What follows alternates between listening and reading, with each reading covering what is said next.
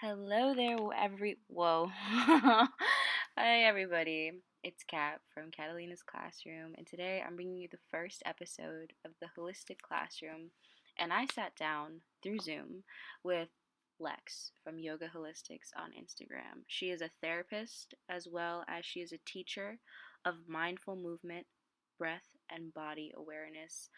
I absolutely needed to have her on because I love the way that she communicates her message, and you guys are going to hear it. She is unlike the therapist that I've ever met in real life. She is more than statistics and intake consults and science. She perfectly merges the worlds of science and spirituality and finding and striking a balance in your life using more holistic practices. Combining that with her psychotherapy background, she's literally changing the world with every client that she takes and every person that joins her in the workshops or classes that she holds. So, if you are somebody who is struggling with your mental health, if you don't know what it's like to look or what it looks like to work with a mental health practitioner, or if you are just struggling with cultivating change or mindfulness in your life, we talk about all of that here today. And I will be providing timestamps down below, so if there's something that sticks out to you, you can just click on it. Trying to make it as convenient as I can in today's day and age. Most of all, I hope you guys enjoy, and if you do, like, share, comment, and spread the word of the Holistic Classroom. I will catch you guys at the end of this podcast. Thank you for being here, and I'm out. Just say that's there you go. All right. All right. So Continue. I'll probably film an intro like after we film all this because I just feel so silly like narrating what we're doing. I feel ya. So the very first question I have for you, Lex, is what is your story as a psychotherapist? What prompted you to get into your industry, and what's your specialty or focus? Okay, that is a loaded question. Yeah. But all right. So it's funny because I didn't grow up saying like I want to be a therapist when I get older. Like that really wasn't the goal. It started out in like grammar school. I'm like, I'm going to be a plastic surgeon. And then um as I got into like high school, college, I was like, all right, maybe I'll do occupational therapy. And like that was going to be my thing. And then it was physical therapy. I volunteered at like an occupational therapy thing. And I was like, okay, no, this is not for me. Um, but I had always liked psychology, like just learning on my own and things. And I've always been I feel like in tune with people's feelings and emotions. And I've always done my best to try to just like be there in the best way possible. And basically, I feel like we end up doing what we needed for ourselves or like what we continue to need. So, like, I feel like we end up like becoming what we needed, or like we teach lessons to people that we need to learn ourselves. So like I find in even like my work with clients, I'll be like talking to them or like guiding them in some way, and then like a light bulb will go off in my head. And I'm like, oh shit. Like that's right. And it's like you kind of learn what you need to learn like as you do this whole process. So I even feel like your whole like acne, um what you do with hormones and all that stuff, it's like probably started from or it's like you're teaching people what you like needed to know and what you still need to know. And so I do feel like when we get into these jobs filled around like purpose and passion, I just feel like it becomes this, yeah, like we become what we need for ourselves, where it's like we become our own gurus. So it's, yeah, I don't know. You know what I mean? I don't know if I'm getting that across. No, you are. Was there like a point when you got to college? Was there like a specific situation or anything where you really felt called to go into psychotherapy? What was it specifically that was like, oh my gosh, I need to do this? I don't know if I ever had that like aha moment, Mm. but it just made sense. Like that's the only way I could explain it. Like I was like, this just makes sense. Like I it's like a feeling. Like I can't explain it through words. And like I didn't have that aha, like this is it. But I was a psych major. Mhm. So I guess I was in that realm. I was a double major, bio psych, but I ended up dropping the bio part because I was like, yeah, no, like that's not like I thought maybe because like that was an expectation that was put on me, like just family and like all that stuff. And then I was like, I don't even like learning about this stuff. So I ended up dropping that. And then it just kind of like happened, like meeting my professors who, one of them was a therapist. And I was like, whoa, like this, like that feels right. That really feels right. And then, yeah, so after college, I ended up taking a year off to make sure that I made like the right decision for myself. I didn't want to rush into anything because I had switched my path so many times that I was like, okay, let me take this year to really like pick what I feel is best for me. Mm. But yeah, I can't explain. It was like this feeling of like this just it makes sense. And now looking back on it, it still makes sense. Like I don't know how I got here, but I'm like it feels right.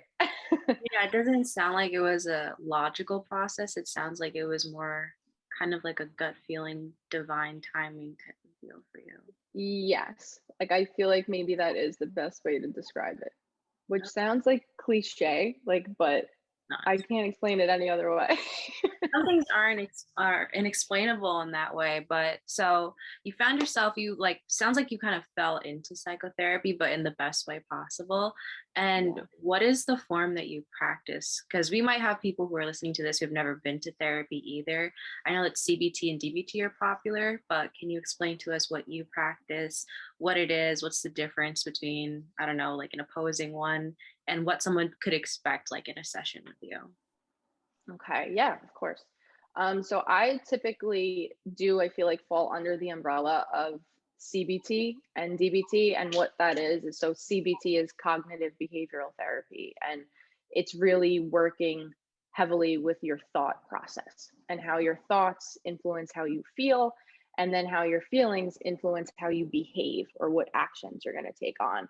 So, yeah, so it's kind of like if your thoughts are anxious, if you have an anxious thought process, you're going to feel anxious, and then your behaviors are going to follow suit. So then maybe you withdraw or you avoid certain situations. And so I tend to fall heavily under that umbrella of working with people's thoughts and behaviors.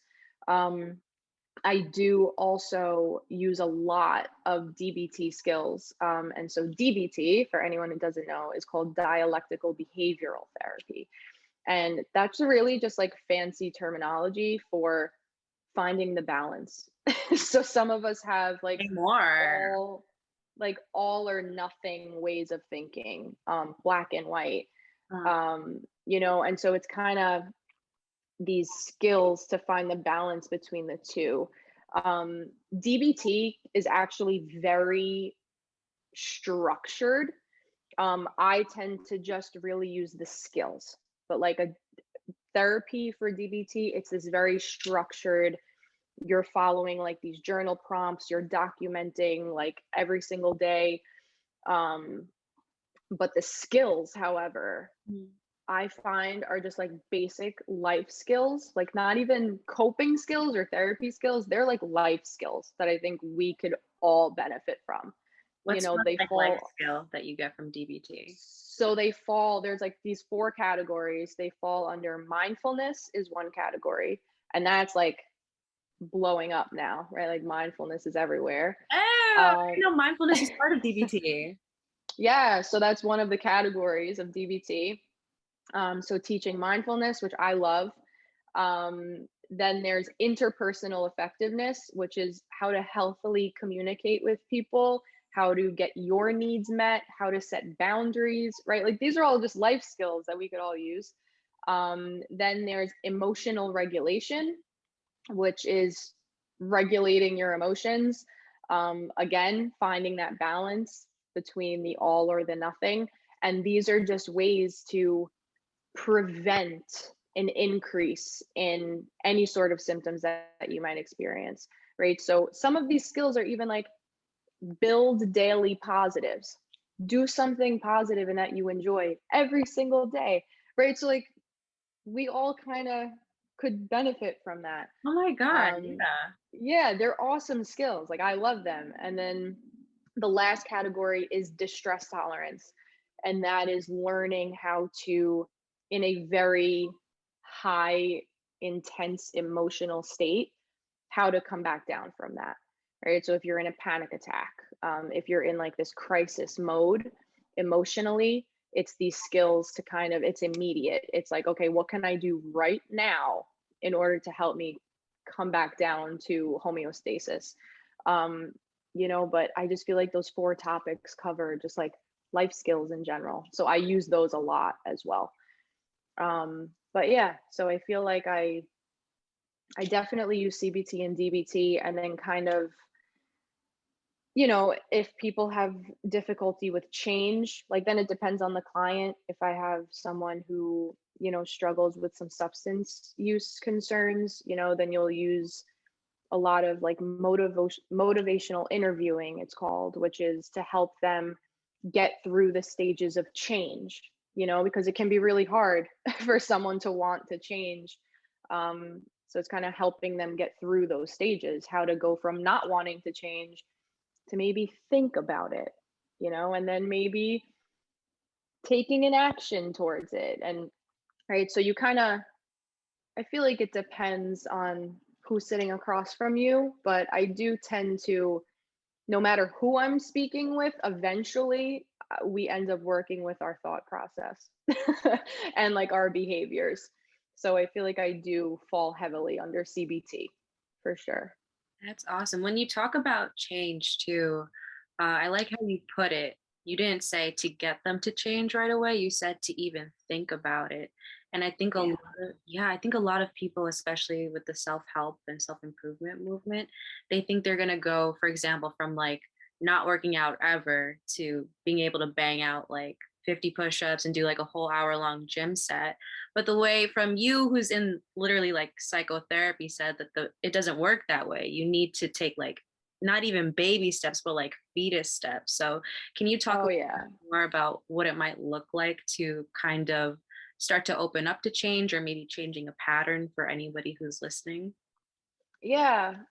Again, I feel like it varies based on whoever's sitting across from you, but in a more generalized sense, you kind of talk about like what it would look like. So before making any sort of change, like actual action, you really talk about it, like what would it look like for change to happen, right? Because some of us don't even know what it would look like. It's like we know we want to change, but we don't even know what we want to be different, so it's like, well, what does that change look like? What are the pros of it? What are the cons? Because I think change is also so hard because we can't predict like what's going to happen Mhm. if we change. We don't know what's going to happen. It's very unpredictable, and I think that scares us all. Like we don't know how people are going to receive us or perceive us if we make a change. And even if it's a good change, we don't want to rock the boat.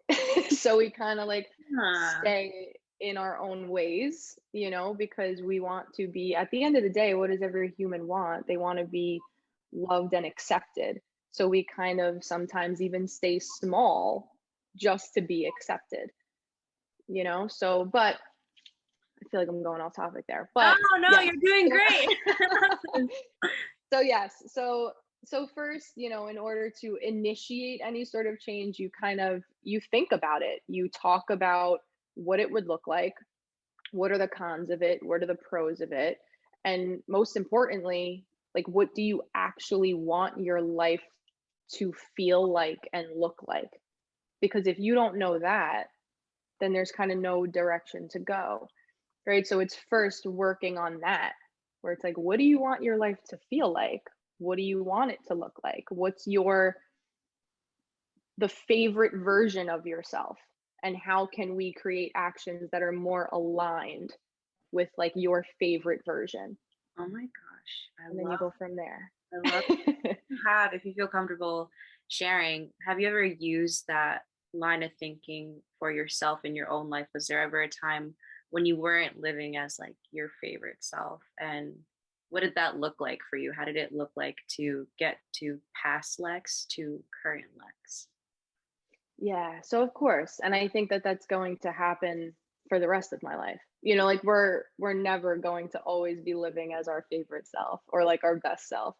Um, I think what's helped me with that is knowing that at any point you can begin again.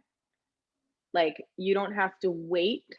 Like it's not, oh, I'll wait until this happens and then I'll start making change. And it's like, no, once you start to notice that you're feeling unaligned, you can begin at any moment. Like I always say, you can begin again at your next breath.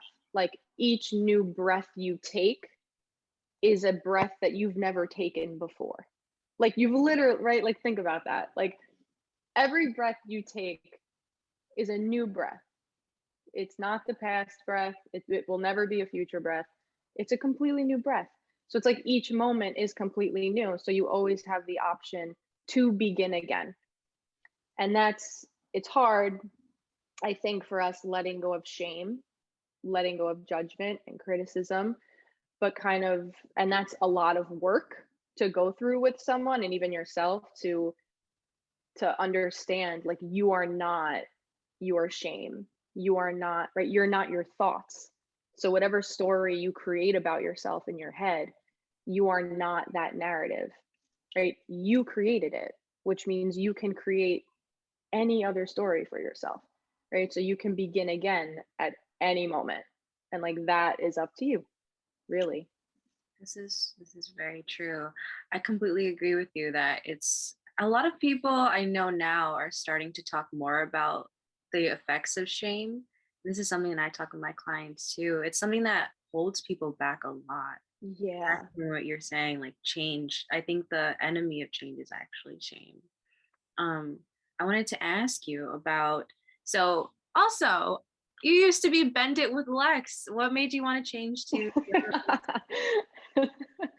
Right? We begin again. No, so I decided to stick basically all of like the yoga and meditation classes that I teach. That's still like a Bend It with Lex. So that would be a Bend It with Lex like offering that I call it. But I don't know, something like was like calling me to just have this other name as like the top, and then like Bend It with Lex as a, what's the word? Like as, I can't think of the word, I don't but know. like Bend It with Lex is like a derivative of like the whole, right? So I just felt like I guess I wanted even just my Instagram to encapsulate more a holistic version of my life rather than just like the yoga and meditation. So like Bend It with Lex is for the yoga and meditation, and then yoga holistics, that's like, yeah, just like me, like, the things that I like to do. I like to write, I like to travel, I like to be with friends, family. So it's like just going to encapsulate more of me, um sharing like life philosophies and like all that good stuff. And then Bend It with Lex is just specific to yoga and meditation, those classes and things like that. So yeah, good question. I wanted to know because I really liked Bend It with Lex, but now that you explained it,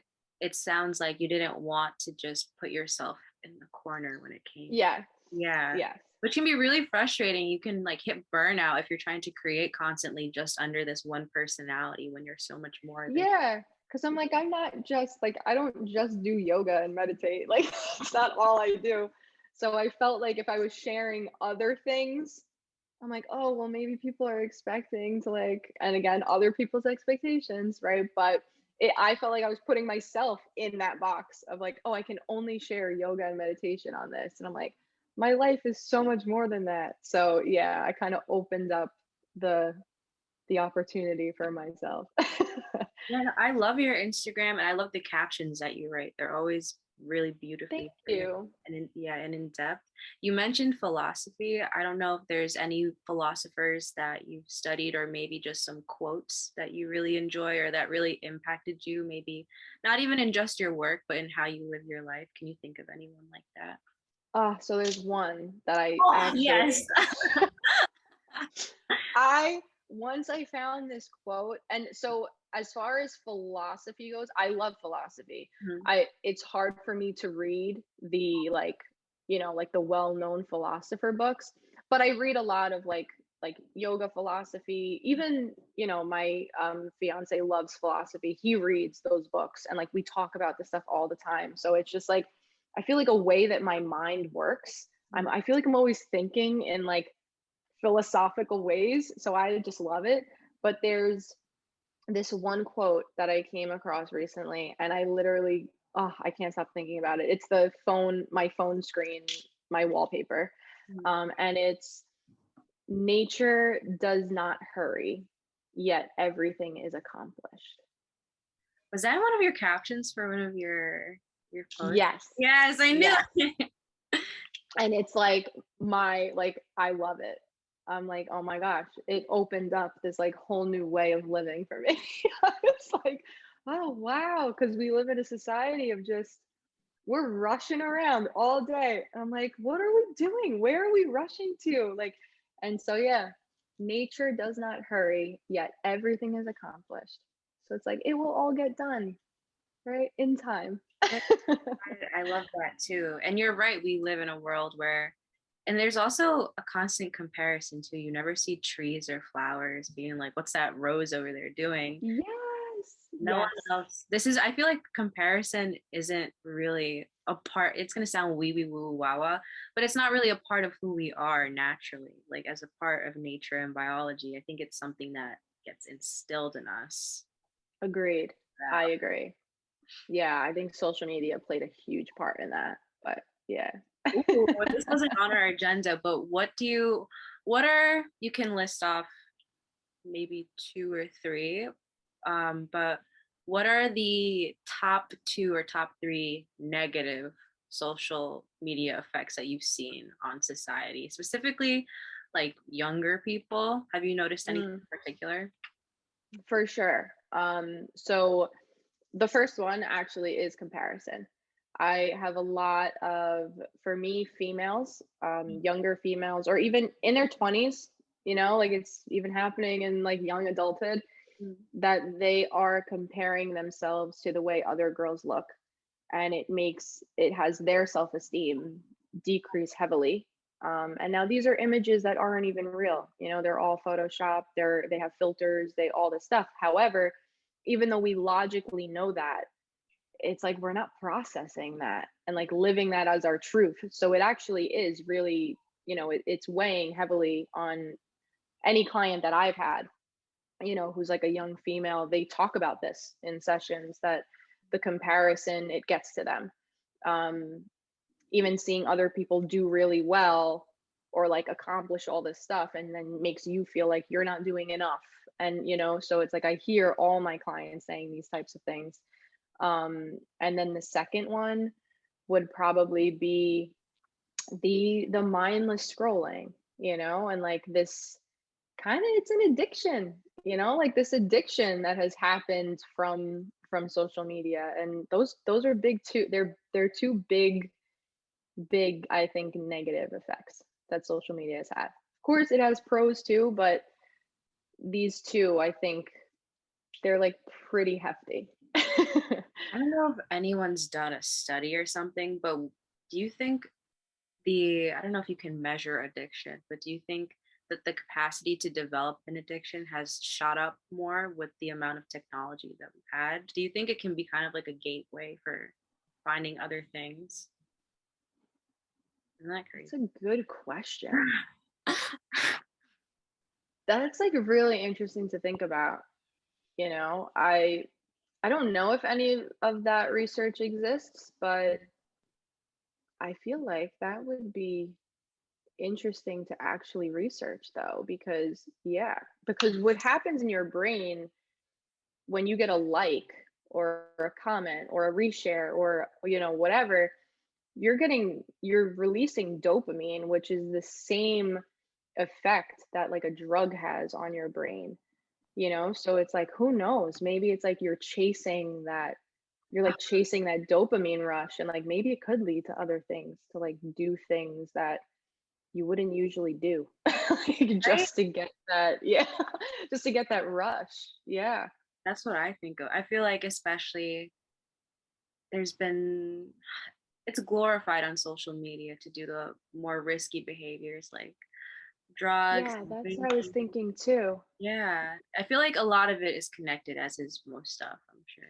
We talk Yeah, it's probably correlated. Yeah, I don't, it's hard to find like a cause and effect relationship, but it's probably correlated. Um, yeah, that's like very interesting to think about. Hmm. So I read through some of your captions, and I think this question was inspired by one of them. But so the concept of choices when it comes to bettering or addressing mental health concerns. I want to ask you about accountability and mental health because it seems like there are two narratives. There's on two extremes where it's like you're accountable for every single part of your life, like there's nothing that's not in your control. And then there's another part of people who are like you're not responsible for anything. There's kind of this like victim mentality. So what is your approach or belief or take on how accountability fits in with mental health? I love that question. And self accountability is probably one of my favorite topics to talk about. And knowing that we have choices. So whether or not where anyone stands, I'm not sure, but I find that realizing that you have a choice can be one of the most empowering yet debilitating realizations ever. And I think it will kind of answer like both of those sides Mhm. that you mentioned, because I think it can be empowering because it's like, oh, like I have a choice in my whole life. I could design my whole life the way that I want. I could think the way that I want. I could do what I want, right? Like I have a choice in all of this. And that's empowering. It's like it makes you feel like you're not maybe as stuck as you thought you were. Or it's like, And just oh, hearing you like say it, it's like making my heart feel something. It's like even yeah, having someone even acknowledge like you're not you don't have to be stagnant. You don't have to always be this way. Like there's a margin of hope there for you. right. So I think in that sense, choices that can be so empowering and so liberating. But then on the other hand, right, when you have that realization, I think it's so debilitating because it's like, oh shit, like that means I actually like I have to do something. Like it's a big responsibility. And so I think and what's unfortunate or fortunate, however you want to look at it, you can't unknow it. So it's like once you know you have a choice in something, you can't unknow it, right? So now it's like, oh, I know that I have a choice, but now I'm just choosing not to like even know that. And now it's, you know what I mean? So it's like you can't unknow it. But I think, yeah, it can be really debilitating because now you know that you do hold so much power, right? Like you are so powerful. And but yet, right, that same thing goes back to difficulty with change, where it's like, even though we have a choice, we may still not leave that relationship that's not good for us. We still may not leave that job that's really toxic and causing burnout, or, right, because change is scary.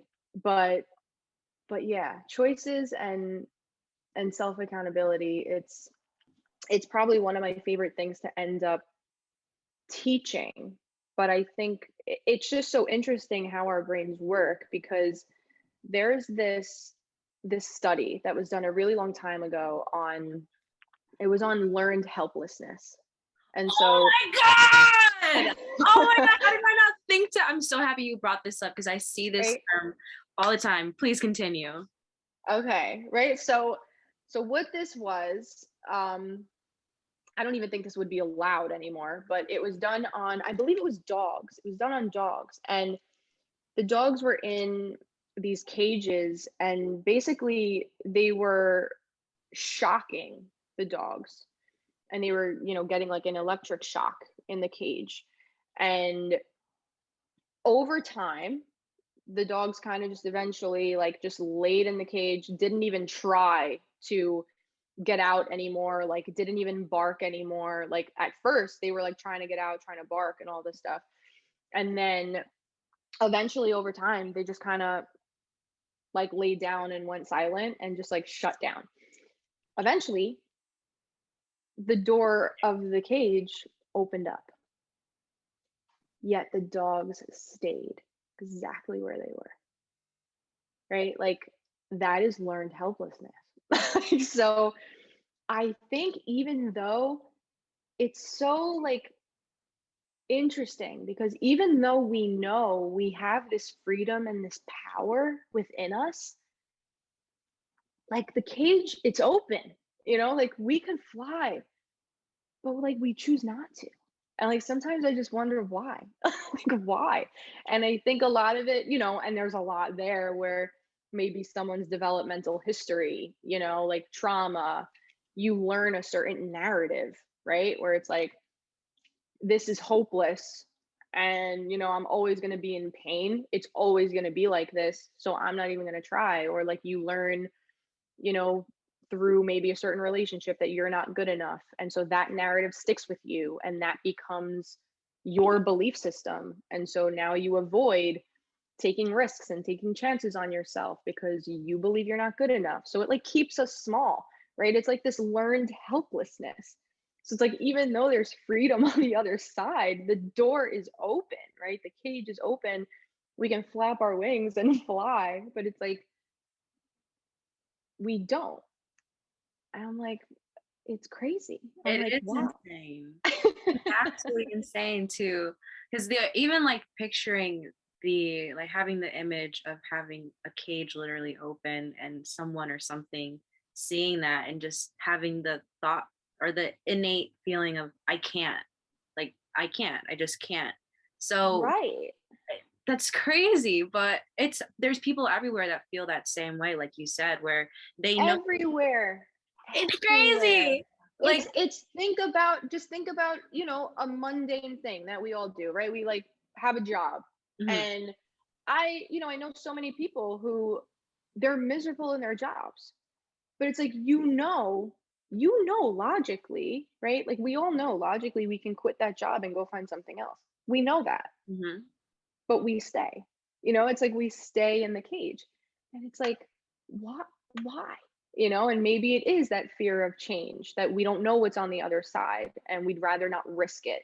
So we stay in our comfort zone, even though the comfort zone is not comfortable, right? But we're more willing to have, symptoms of depression or anxiety than take that risk or take that chance on ourselves. And I think there's so much there. Like maybe what's your self-esteem like? What's, like what was your history like? Did you go through trauma? Right? Like there's so much there, but just as a more like general discussion, it's just it's so interesting to me, where it's like I guess we think we have to do things a certain way and we just stay there, even though we know we could flap our wings, but we don't. It's like when you say it out loud, it's like the most mind fuck thing ever. It is. I wanted to Yeah. ask you about the connection of mind, body, movement, especially when it pertains to mental health, and just your take on that. And if you've had the success with yourself, because I know that you practice what you preach, as well as in any clients have you noticed that by suggesting things like yoga or like everyday movement, how has it helped with mental health? Yeah. Yes, yes, yes. Not all clients are receptive to it. Oh, But really? again, yeah, I think again it's like what your Mhm. the things that you actually want to do, you know, and that's okay. But for me, like movement, oh, it's just like this feeling that makes me so happy even like thinking about it. Movement and mental health, it allows you to get out of your thinking mind, which I think causes us the most like stress, right? It's just us thinking all the time, overanalyzing, worrying, and like all this stuff. And so, movement, the type that I teach, you know, it's like a very mindful yoga flow and um, breath awareness, body awareness. So, it just allows you to get out of your thinking mind and into your body, right? Into your body's sensations and even into your heart, right? Because when we could lower the mental chatter, we can actually hear like what our heart is saying, like what we actually want, what's maybe not right in our lives, what like the next move we have to make, right? We can actually hear that when we just turn the volume down on the mental chatter. And like that's where the good stuff is, you know, like I think that's where the healing is, when you could turn the volume down on the mental chatter and your thinking mind and actually listen to your body, right? Like listen to your heart, listen to your breath, and go back to your roots, right? Like that's what we used to do like all those years ago. And so we go back to that and we just listen. But I think what's so hard about that, right, is that we kind of live in a society now where distraction is comfort. And so I think it becomes really difficult. And I think that's why people are less receptive to this, is because when you do turn down your thinking mind, all of the things that you don't allow yourself to think about or feel start to come to the surface. And so I always like, I'll hear people say, like, I can't meditate, it makes me more anxious, or like, I'm way more stressed or worried after I meditate, or like, I can't do yoga because I'm like way too restless and I need to move, right? And I'm like, it's not that you can't do it. It's actually giving you information to say that's the nature of your brain, that's the nature of your body, and it's highlighting that for you. And so when all of these emotions come up that we haven't allowed ourselves to feel, some of us for decades, you know, it's like we haven't allowed ourselves to sit down and feel for decades. We've just been distracted for our whole lives. And so when we actually come to like this stillness, you know, the darkness comes out. And it's, but what people don't kind of realize is like that's where the healing happens. It's in that darkness. So it's like healing and therapy, like it's not this walk in the park. It's not this like beautiful, I'm always going to feel good and like I'm only going to feel better. It's like no, sometimes you actually like you break open parts of you that you haven't even touched in, for some people, decades, you know? So movement for me, it means so much more than just like your physical exercise, you know. And of course movement in general is good for mental health because it does release endorphins and like serotonin and all these happy chemicals, right? Like so it's chemically really good for us on that physical level, but just on this like healing level, it's at least the type that I teach, you know. And I find that people find this body and breath awareness and other things that they do too, it turns down the mental chatter and they're just kind of able to like indulge in it. And but yeah, I find people kind of steer away from this kind of stuff because it rocks the boat. It's So it's like like a mirror to you. It really, I like how you said that, how, and it's not that the actual activity is making you feel bad. It's literally just your body saying, hey, this is in here. Can you, can Yeah. you do something about it? Right. It's like, no, it's like meditation is not making you more anxious. It's not, making you stressed or worried. It's just maybe your mind's natural way of being at this point is, worried, and it is anxious. And so it's kind of just highlighting that for you. And to me, like, that's like, okay, it gives you the knowledge of where to go from there, but it's interesting. Yeah, it is. It's very interesting. But movement in general, it's super good for you, because when your body feels good, then your mind feels good, like you just feel good. So that's, yeah, it's definitely all connected. What you just said there, when your body feels good, you feel good, reminds me of a Jordan Peterson quote where he says, clean your room before you try to change the world. Just, yeah, like essentially saying, I like, love that. I was gonna ask you because his whole philosophy is like get your stuff in order before you try to go out, and because when you fix or when you heal yourself or when you improve yourself, you are improving the world because you can show up in a different or in a better way. But I wanted to ask you because he's, I think, a clinical psychologist. I didn't know if you had ever Mhm. looked into him or listened to him or read anything by him. Yeah. I wanted to ask Yeah, you I definitely know him. okay, so like how do you feel about him, like your unbiased opinion as a psychotherapist? Is there anything that he says where you're like, I kind of disagree, or is there anything that you're like, I like that? How do you feel? I do. I think he's great.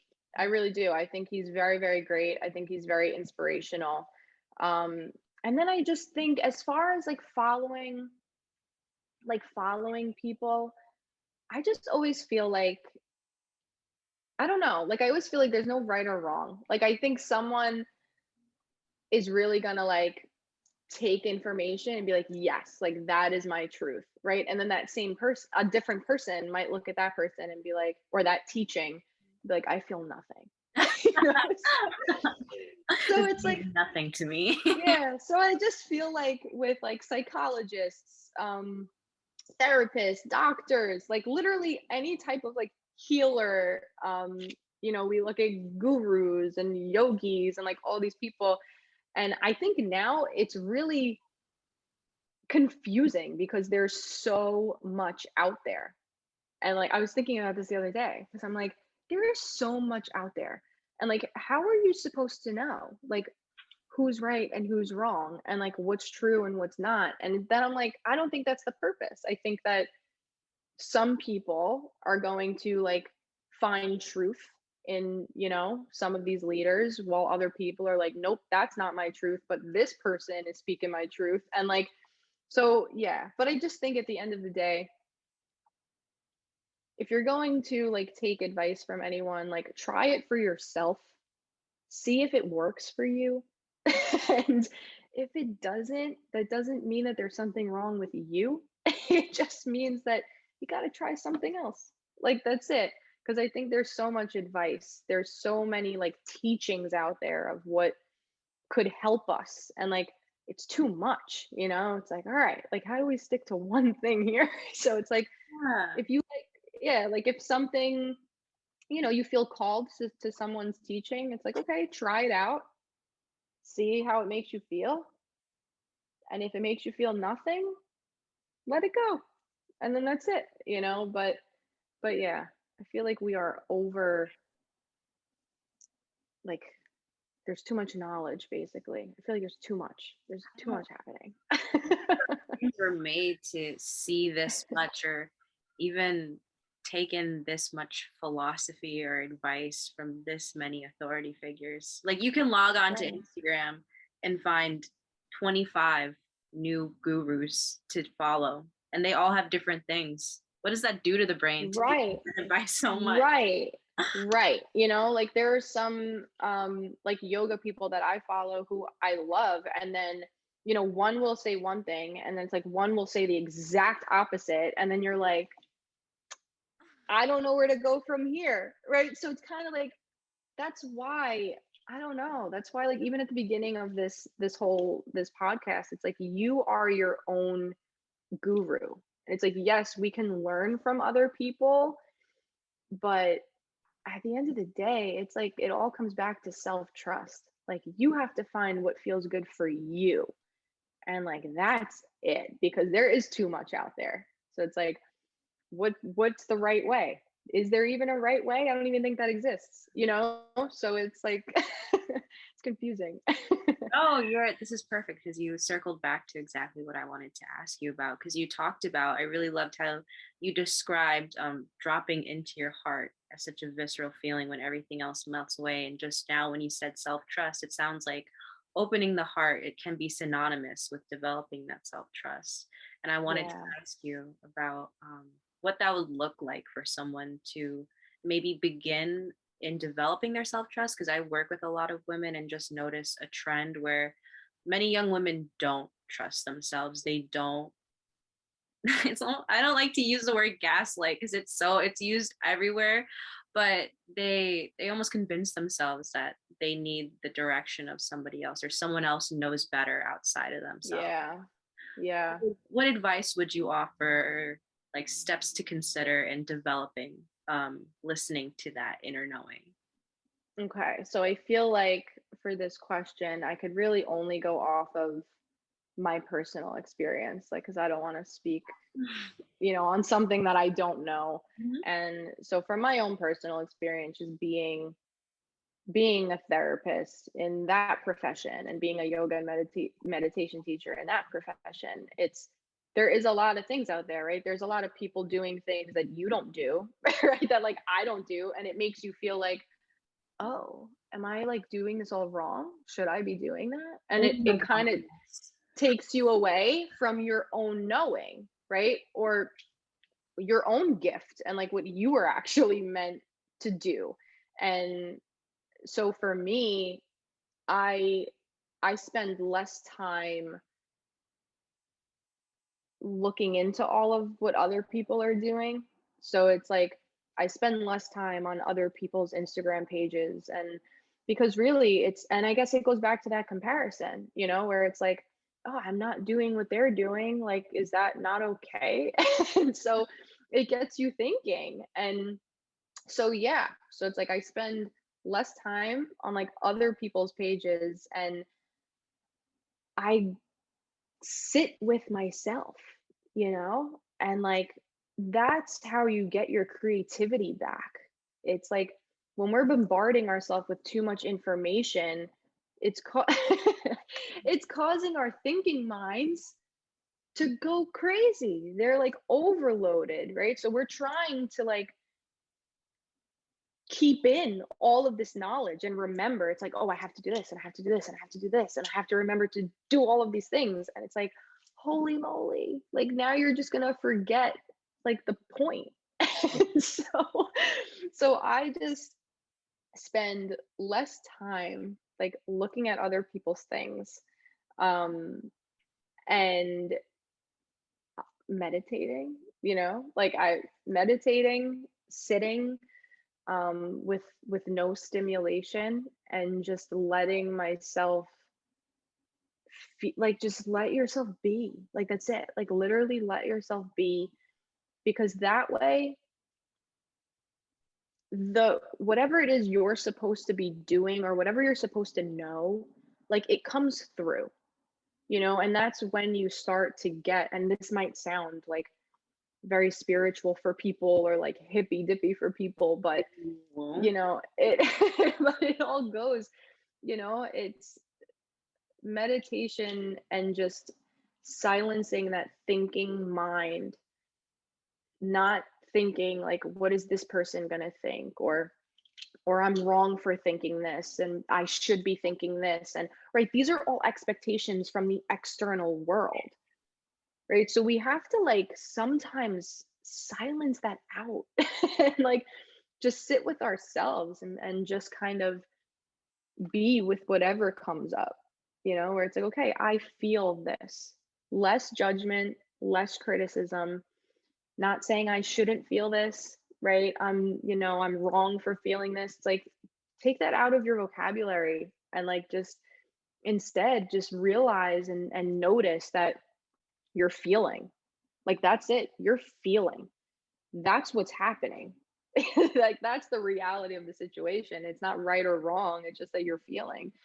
And so just let it all happen. Let whatever comes through come through. But I think we have to spend more time out of our thinking minds to develop that self-trust. And then we have to take action, right? Because if we don't then take action and find out that everything is okay, like when we trust ourselves and then we make that choice and we take that action and the world didn't implode, then we're like, oh, like I got this. Like I guess I knew more than I thought I did, you know? So yeah, I think it's when we maybe less avoidance too, you know? It's like take the action and see what happens. No, I love the But way yeah. you said all that. And I was going to bring up taking action too, but you touched right on it because I think I think that's what strays a lot of people from taking that leap. It's or they get stuck at like the realizing and feeling and then they don't act and then they just are perpetually stuck on, okay, well, I feel this and I know I do it this way and I know I could do that, but then they don't do. It's through Right. And actually experiencing where we learn like, oh, trusting myself isn't a dangerous feat. yes, yes. And I think exactly. I think it's the action that ends up being a very important part like of the whole thing. It's that knowing that at the end of it all, after you take the action, you're still okay. You know, like you're still safe. And like that's the most important information because that's what actually gets sent to your brain, you know, to say like, "Oh, we're good. Like everything is okay." And then we're more likely to do it again. Oh my But God. it's if we avoid it, if we have this, you know, thing and we decide to avoid it because we're too nervous to do anything about it and it makes us feel better to not do anything about it, well, now it's reinforcing to our brain that guess what? The anxiety wins, you know? And it's like it just gets reinforced. Like the anxiety won and it's going to prevent you from living as your favorite self, let's say, you know, from like trusting yourself. So we have to like let the anxiety win less. I Take love the action, see what happens. I don't know why, but the way you phrased it there, where you said it takes the information that this is okay. Your brain is literally just always taking information. It's just always That's analyzing. it.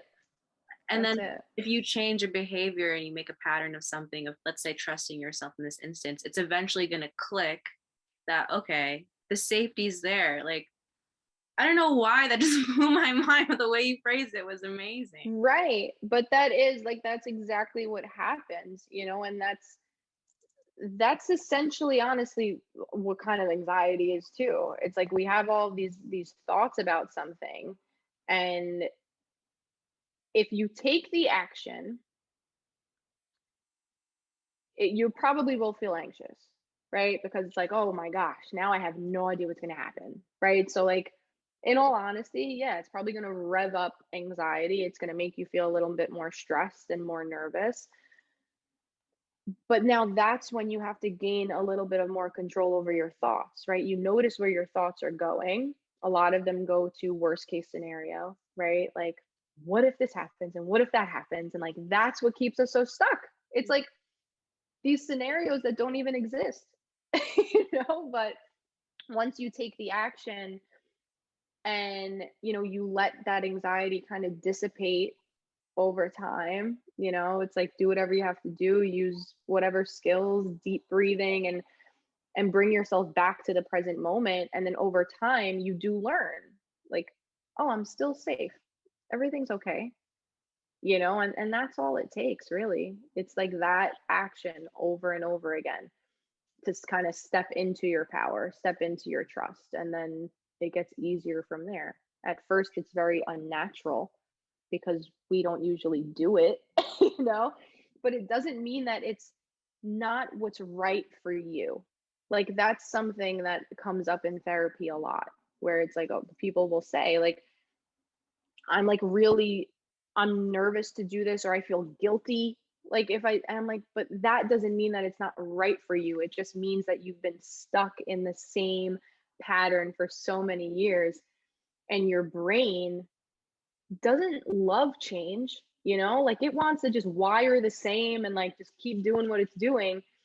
So the second you kind of stray away from that, your brain is like, whoa, like it can't find the wiring anymore. And so your mind is like, guilt, guilt, guilt to try to get you to revert back to like your knowing, to what you've been doing.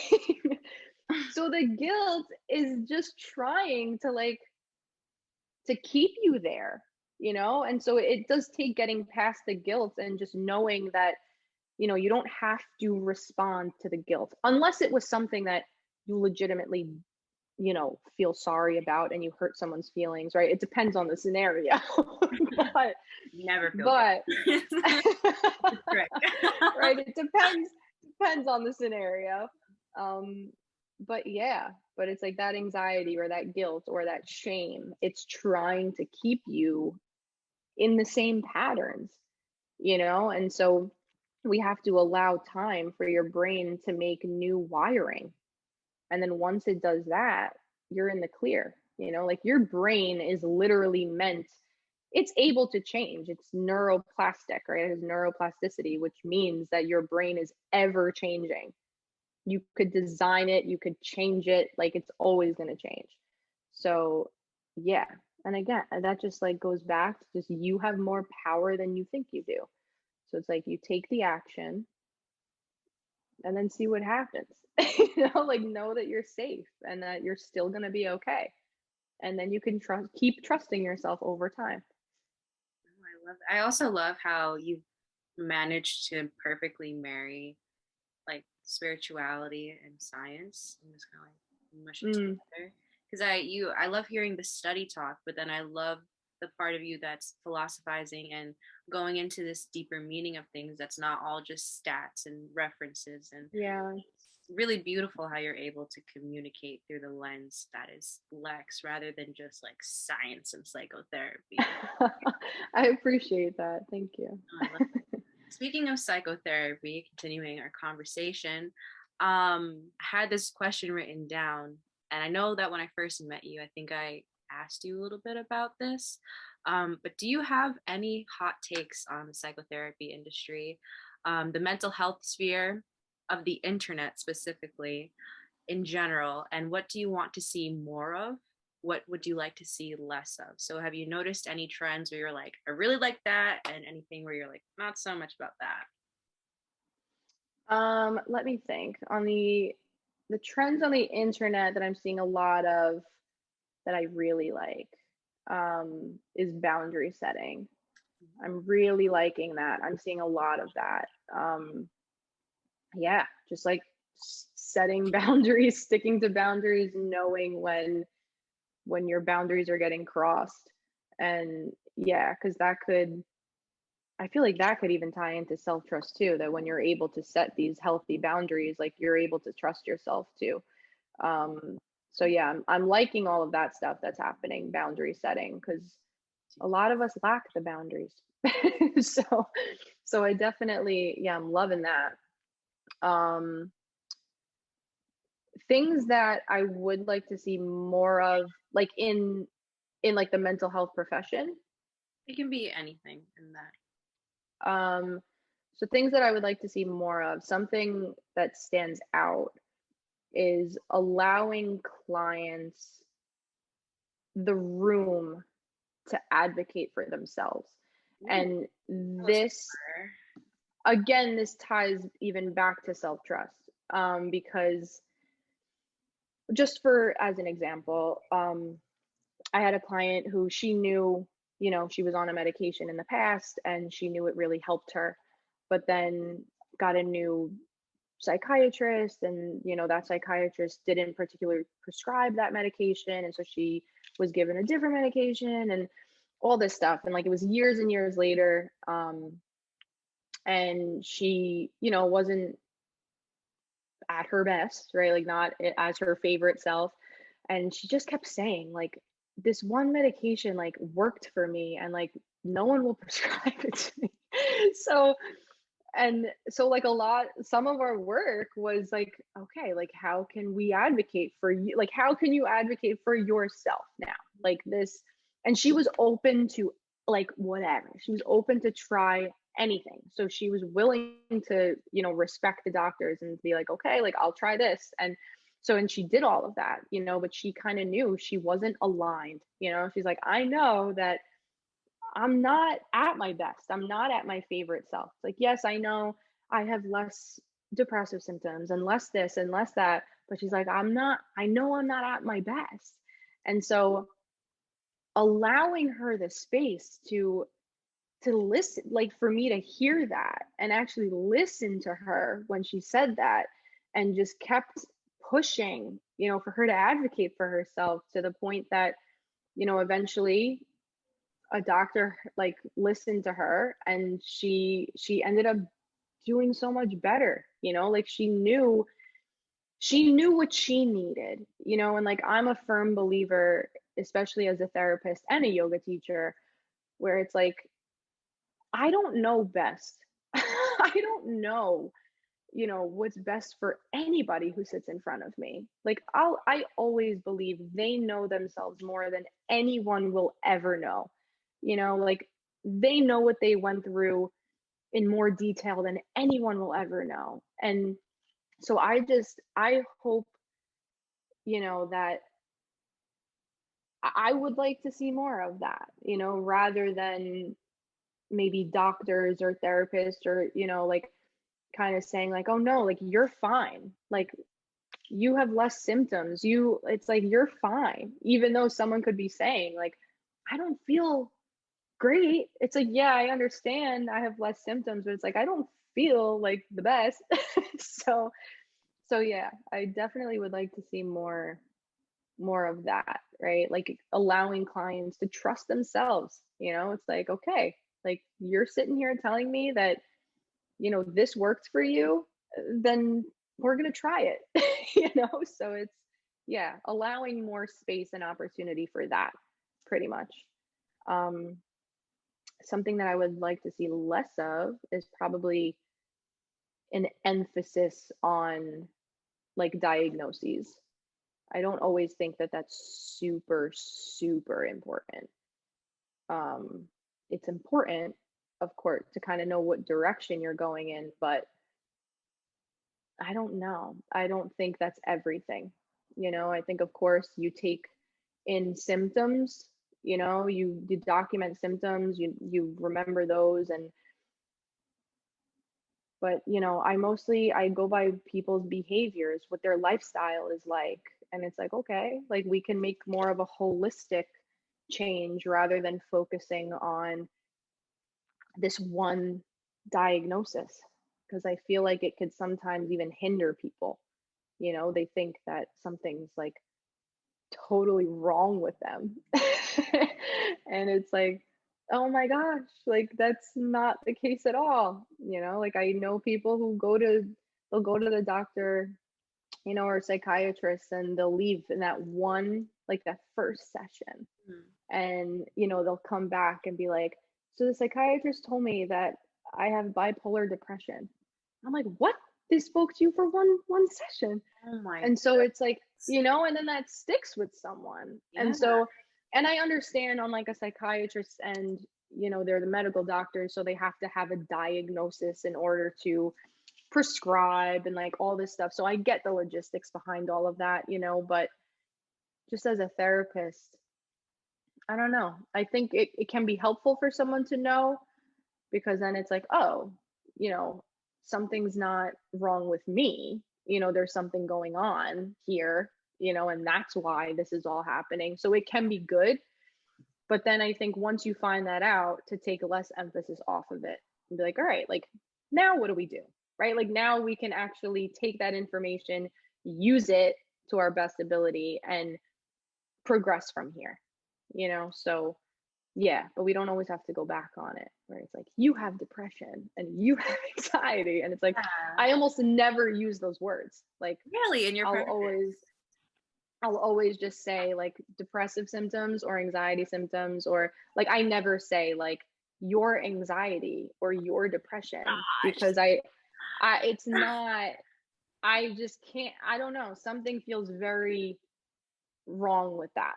Like, it's, like, I don't think someone is their anxiety or their depression. And so the language matters. I think the language makes a big difference. Oh my goodness. I am so happy you said that because that's one of the first things when I started getting into spirituality and alternative medicine is that I really agreed with and took home with because I've been in and out of therapy for like the last 4 or 5 years.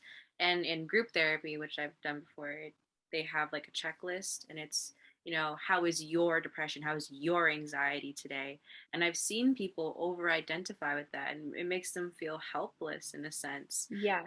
That I appreciate so much that you take the time to be very intentional about the way you speak on these things because Yeah. when someone makes that their identity, when they a feeling that can pass and go as it pleases and it's not the most concrete thing, oh goodness, like it can be very detrimental for somebody. Yeah. No, exactly. Exactly. So it's just an experience that someone's having. It's not the whole thing.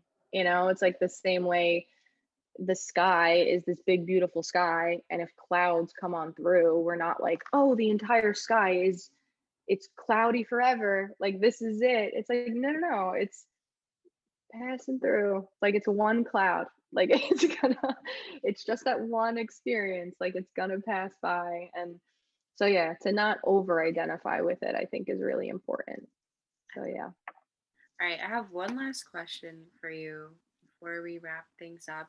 It's very much not with, well, it has to do with this conversation, but I was thinking before we got on here that a lot of the people that I've met with in my work, much of their stress comes from very unhealthy romantic relationships, or Mm. like after the breakups. So I just wanted to ask from somebody who is a mindfulness extraordinaire as well as a psychotherapist, what would your top tips be for moving through the experience of something like heartbreak, especially for a young woman? And the people who watch me and follow my page are usually anywhere between like 18 and 26, 27.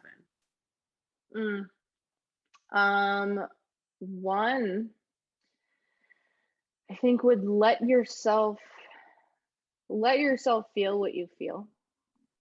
Like, I think that's the first thing, is actually let yourself process it. Like, let yourself actually feel it. Um, like, we don't have to pretend that we're like, I'm fine, and like, I'm gonna go out there. It's like, no, just let yourself feel it, like, that's totally okay. And again, don't judge yourself or criticize yourself for it, or say like, I shouldn't be feeling this way. I should be a strong woman, right? Like a strong, independent woman. And it's like, dude, like, you really like this person, like you really loved this person, like you're gonna feel heartbroken. Like, let yourself feel it. So that's like, I would say, the most important thing.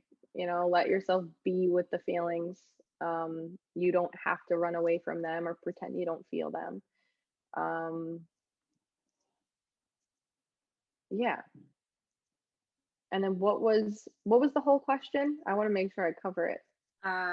Just that. What would your tips be for moving through that experience? Because I think exactly what you said, where people shift into, especially again with this social media thing, people want to always look like they're doing their best. They kind of want to put on a Mm, show, and not really show the weaknesses or like the low points, which you're entitled to your privacy, but ultimately it bleeds over into the personal life, having to put on this denial. But other than, like you said, feeling your feelings, what's maybe one more thing that you would tell somebody to do moving through that? I think respect your own boundaries too. That if something, because like I know people who may, they may continue, let's say, they go through a breakup Mhm. and then they kind of continuously reach out to this person and they're not getting responses, and it's like, how does that make you feel? Well, it doesn't make me feel good. It's like, why are we doing it? So it's like, respect your boundary, like your own boundary, and where it's like, oh my gosh, like I'm engaging in this behavior that's actually making me feel not good. Right? So it's like, each time you're reaching out to this person, they're not answering you. So it's like, yeah, kind of reading the room, and then respecting your own boundary and saying, okay, like now I have to sit with this, like I have to sit with this and try not to give in to your impulses, because that's like gonna happen, like like respect your boundary by trying not to give in to those impulses, because when we act from an impulsive place, from this like reactive place, Mhm. we're usually not making the best decisions, right? Like we make best decisions from like this calm, grounded, centered place. And so, if you notice, it's like you feel anxious or worried, and it's like, I just need to text him or I just need to call or whatever it is. It's like, where are you coming from? Like pay attention to where you're coming from. And yeah. No, that was great. I was gonna ask because once you just said when you make impulsive decisions, I think there are some people out there who confuse gut instincts with impulsive decisions, or Yeah. decisions. And I was gonna ask you what's the difference, but you just said making them from a calm, more grounded place is going. Yeah.